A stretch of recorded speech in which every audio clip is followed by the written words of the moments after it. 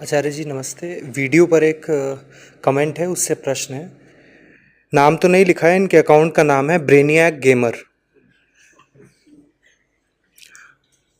प्रश्न है, आचार्य जी आपके बहुत सारे वीडियो में मैंने देखा कि आप जीवन के प्रति काफ़ी नकारात्मक सोच रखते हैं। आपने एक वीडियो में कहा कि जन्म लेना हमारी सबसे बड़ी गलती है। अगर ऐसा है तो ये संसार इतना बुरा ईश्वर ने बनाया ही क्यों? किसी ईश्वर ने गेमर साहब संसार नहीं बनाया है। ये बच्चों की कहानियां हैं। सबसे पहले इससे बाहर आइए। छोटा बच्चा पूछता है, ये किन्ने बनाया? तो मम्मा क्या बोलती है? नहीं, मम्मा बोलती है जे शॉप वाले भैया ने बनाया। क्योंकि शॉप के पीछे कोई फैक्ट्री भी होगी। अब ये तो मम्मा कैसे समझाए उसको, बबुए को? तो बस इतना बोल देती है कि जे बनाया शॉप वाले भैया ने। ठीक है। तो पूछता है जे किन्ने बनाया? अच्छा, फिर अगर बहुत ज्यादा वो आत्म निरीक्षण वाला बबुआ है तो कहता जे किन्ने बनाया? तो मम्मा कह देती हमने बनाया। ऐसी बात आगे आगे बढ़ती रहती है। तो बबुआ फिर पूछ लेता है जे सब किन्ने बनाया? तो मम्मा क्या बोल देती है? भगवान जी ने बनाया। ये बच्चों वाली बातें हैं ना, कि जैसे हर चीज को कोई बनाता है वैसे ही इस दुनिया को भी किसी ने बनाया होगा। अध्यात्म बच्चों के लिए नहीं है। तो ये भगवान जी ने दुनिया बनाई, इस बात से जरा ऊपर बढ़ो, आगे बढ़ो। अध्यात्म इससे नहीं शुरू करता जे किन्ने बनाया। अध्यात्म पहले पूछता है क्या ये है भी? यदि है तो किसके लिए है? ये चीज दिखाई पड़ रही है, मैं इसको देख रहा हूं, मेरा इसका रिश्ता क्या है? कहीं ऐसा तो नहीं कि ये मुझसे है, मैं इससे हूं? इसके बनाने का सवाल तो बाद में पैदा होता है ना। पहले मैं इसकी हस्ती को लेकर ही सवाल उठाना चाहता हूं। क्या ये वास्तव में है? इसके होने का प्रमाण बताओ। इसके होने का प्रमाण क्या? मेरी इंद्रियां बस, मेरी इंद्रियां बस। तो कहते हैं नहीं, इसके होने का प्रमाण ये है कि यहां पर ये बैठे हुए हैं, सब भी बोल रहे हैं कि ये है। मैं कह रहा हूं इस बात का भी क्या प्रमाण है कि ये भी हैं? तो इनके होने का प्रमाण भी बस मेरी इंद्रियां हैं। तो ले दे करके चाहे मैं प्रत्यक्ष रूप से इसको प्रमाणित करूं या इनके माध्यम से इसको प्रमाणित करूं, प्रमाणित तो मेरी इंद्रियां ही कर रही हैं ना। प्रमाणित तो मेरी इंद्रियां ही कर रही हैं। तो फिर मैं इसकी बात बाद में करूंगा, पहले मैं बात करूंगा अपनी व्यवस्था की। क्योंकि किसी भी चीज के बारे में पूछना कि जे किन्ने बनाया, में सबसे पहले आता है जे। तो जे है क्या, पहले बात ना करें क्या? अध्यात्म ये बात करता है। और फिर साफ दिखाई पड़ता है कि जो कुछ भी आप देख रहे हो, अनुभव कर रहे हो, उसमें आपका बड़े से बड़ा योगदान है। कुछ योगदान शारीरिक तल पर है और शारीरिक तल से ज्यादा बड़ा योगदान मानसिक तल पर है। उदाहरण के लिए ये आपको सबको दिख रहा है ना, शारीरिक आंखों से अपनी, शारीरिक आंखों से अपनी सबको ये दिख रहा होगा। मानसिक तल पर आप सबके लिए इसका अर्थ एकदम अलग अलग है। अभी आपसे कहूं, प्रयोग करूं कि ये क्या है, लिखो, आप देखिए कितनी भिन्नताएं होंगी। एक जरा सी चीज है तौलिया, लेकिन मैं आपसे कहूं कि लिखो इसका अर्थ क्या है तुम्हारे लिए, क्योंकि मन तो अर्थ करता है। आंखें अधिक से अधिक तथ्य देख सकती हैं ना। सामने तौलिया रखा है, तौलिया माने क्या, यह तो मन बताता है। और बिना अर्थ के आप चलते नहीं। आपको इतने से कभी संतुष्टि नहीं मिलेगी कि यह तौलिया रखा है। प्रमाण यह है कि हम हर चीज को नाम देना चाहते हैं। नाम का मतलब ही होता है अर्थ। आपको कुछ मिल जाए जिसका कुछ नाम ना हो या आप नाम जानते ना हो, आप तत्काल सबसे पहले क्या पूछते हो? एक छोटा बच्चा भी आपको दिख जाता है तो तुरंत उसकी मम्मा से क्या पूछते हो? वो कुत्ता लेकर घूम रही है, तुरंत क्या पूछोगे? नाम क्या है? और नाम नहीं तो ब्रीड क्या है, नाम ही तो पूछ रहे हो। ये नाम की जो भूख है, ये क्या बताती है? कि आप वस्तु से ज्यादा वस्तु के अर्थ में रुचि रखते हो। ये अर्थ का मतलब समझते हो? लाभ, लाभ। अर्थ का दूसरा अर्थ नाम मतलब होता है लाभ। तो वस्तु क्या है, भाड़ में गई बात, उसका मेरे लिए अर्थ क्या है, उससे मुझे लाभ क्या है। हम सीधी सीधे से सोचते नहीं कि इस तौलिए से मुझे क्या मिल जाएगा, पर फिर भी ये तौलिया शारीरिक से ज्यादा हमारे लिए एक मानसिक वस्तु है। और मानसिक तल पर अभी आप सब लिखोगे इसका अर्थ तो सब अलग अलग लिखोगे। तो फिर यानी ये दुनिया जैसी भी है, ये मेरे अनुभव जो भी कुछ हो रहे हैं वो निर्भर किस पर करता है। जब इस तौलिए का अर्थ आप पर निर्भर करता है तो ब्रेनियक गेमर, इस पूरी दुनिया का ही अर्थ किस पर निर्भर करता है, आप पर निर्भर करता है। तो दुनिया बनाई किसने, भगवान जी ने या तुमने खुद। दुनिया अगर बहुत बुरी दिख रही है, बुरा दिखना भी एक अर्थ है ना भाई, यहां पर ऐसे चाय गिर गई, ये तो आपने एक घटना का अर्थ निकाला ना कि कुछ बुरा हुआ, वरना तो सिर्फ घटना है, चाय थी, चाय गिर गई, मैं यहां बैठा हूं, बैठे बैठे मुझे हृदयाघात हो जाए, मैं मर जाऊं, सिर्फ घटना घटी है, सिर्फ घटना घटी है, भौतिक तल पर सिर्फ एक घटना घटी है। वो बुरा हुआ ये तो आपका मन बोलेगा, मन बोला ना। तो आपको अगर लग रहा है कि दुनिया बहुत बुरी है, जैसा कि आपने कमेंट में लिखा है, तो वो दुनिया बुरी बनाई किसने, वो दुनिया बुरी है किसके लिए, साहब आपके लिए।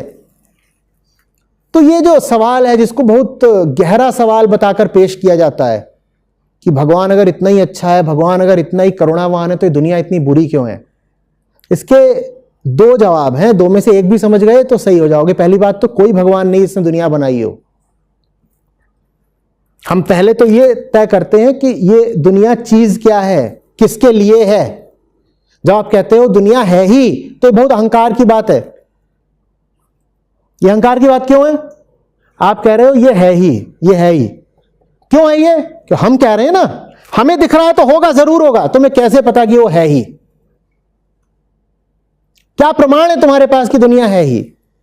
चलो हम ये भी मान लेते हैं कि दुनिया तुम्हारे लिए है, ठीक है, इस पे आ जाओ कि दुनिया जैसी भी है तुम्हारे लिए। कष्ट का अनुभव भी हो रहा है दुनिया से, तो किसको हो रहा है, तुमको हो रहा है। तो हमें बात तुम्हारी करनी है कि तुम्हारी दुनिया में इतना कष्ट क्यों है। ये दुनिया जैसी भी हो गई है उसकी जवाबदेही हमारी है, किसी और की नहीं है। अध्यात्म में यह कहीं नहीं आता कि दुनिया किसी भगवान या गॉड ने बनाई है। अध्यात्म में ट्रुथ होता है, गॉड नहीं। अंतर समझ लेना। जो तुम्हारी पॉप स्पिरिचुअलिटी होती है उसमें ब्रह्म के लिए कोई स्थान नहीं है, उसमें भगवान के लिए स्थान है। वो पॉप कल्चर है, पॉप रिलीजन, उसमें तुम भगवान भगवान करते रहते हो। अध्यात्म में ब्रह्म हो चलता है, सत्य, आत्म, और वो बिल्कुल अलग है। ब्रह्म में और भगवान में भाई कोई समानता नहीं है।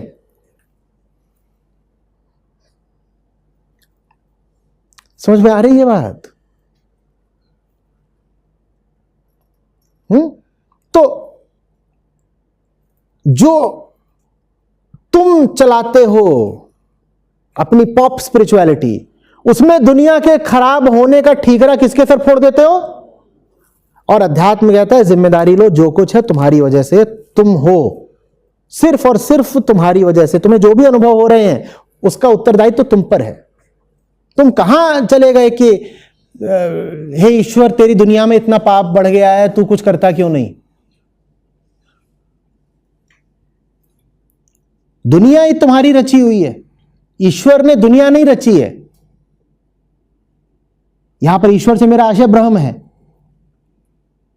उससे अगर कुछ उठा भी है, उत्पन्न भी हुआ है, तो वो मुक्ति भर है। ब्रह्म का ही दूसरा नाम क्या है, मुक्ति। उस मुक्ति का इस्तेमाल करके अगर तुम एक सड़ी हुई दुनिया रच रहे हो तो ये जिम्मेदारी ब्रह्म की तो नहीं है ना, किसकी है, तुम्हारी है। उसी मुक्ति का इस्तेमाल करके तुम अपने आप को ब्रह्म की जगह अहम समझ रहे हो, तो ये जिम्मेदारी तुम्हारी है ना, ब्रह्म की तो नहीं है ना। उसी मुक्ति का अर्थ होता है कि तुम्हारे पास सदैव यह विकल्प है कि तुम अपने आप को अहम मानना छोड़ दो। और ये कितनी खुशखबरी है कि नहीं है। ये आपने तय करा है कि आपकी दुनिया सड़ी गली रहेगी, तो ये आप तय कर सकते हो कि दुनिया बेहतर भी हो सकती है।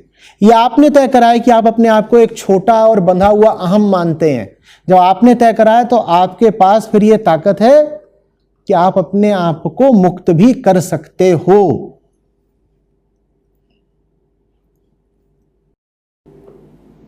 समझ में आ रही है बात?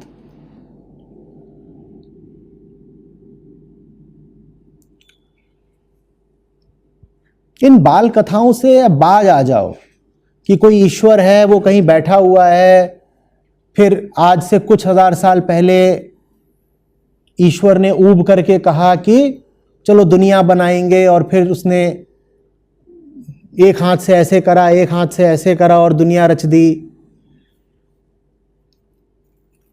पहले आदमी बनाया, फिर औरत बना दी। ये सब कहानियां उन लोगों के लिए हैं जो इन कहानियों से आगे कुछ समझ ही नहीं सकते। ये बाल मन के लिए रची गई बाल कथाएं हैं। अध्यात्म इन कथाओं से कोई संबंध नहीं रखता। अध्यात्म कहता है आत्म जिज्ञासा, आत्मनिरीक्षण। ये सारी कहानियां भी किसके लिए? मेरे लिए। भगवान की बात भी कौन कर रहा है? मैं कर रहा हूं।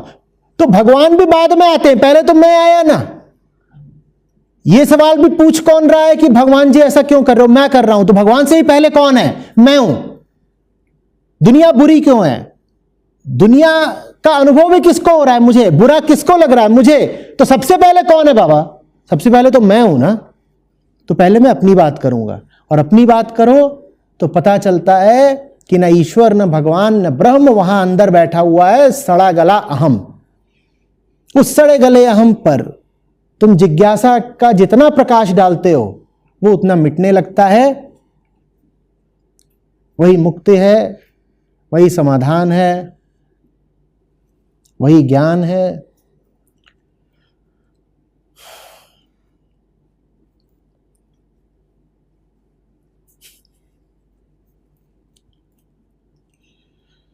और क्या बोल रहे थे? जीवन के प्रति नकारात्मक सोच रखते हो?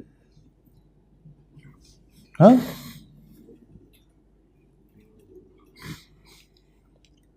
तो क्या करें? तुम जिन उपद्रवों में फंसे हुए उन्हें नकारे नहीं। मैं जीवन के प्रति नकारात्मक सोच नहीं रखता, मैं बेवकूफी के प्रति नकार रखता हूं। अब तुम्हारा जीवन ही ऊपर से लेकर नीचे तक बेवकूफी है, तो मैं क्या करूं?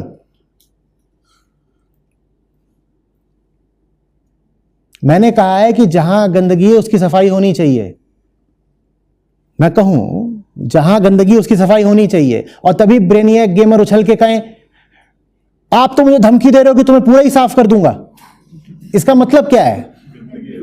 कि तुम खुद जानते हो तुम ऊपर से लेकर नीचे तक गंदे हो।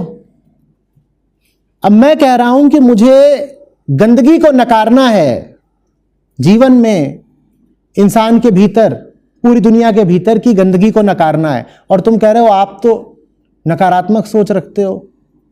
तो तुम खुद ही डरे हुए हो ना, जानते हो कि तुम्हारे भीतर सब कुछ ही ऐसा है जिसको साफ किया जाना जरूरी है। मुझे मौका दो तुम्हें साफ करने का। फालतू के कमेंट्स करने से बाज आओ। अभी पहली एक आध दो बार किया होगा तो इन लोगों ने सवाल पूछ दिया, ऐसे ही लगे रहोगे तो ब्लॉक कर दिए जाओगे। इससे अच्छा सामने आओ, बैठो, बात करो, उसी में भलाई है तुम्हारी। वरना ऐसी बचपने वाली बातें करते रहोगे। आप नकारात्मक करते हैं, भगवान जी ने जेका कर दीजिए।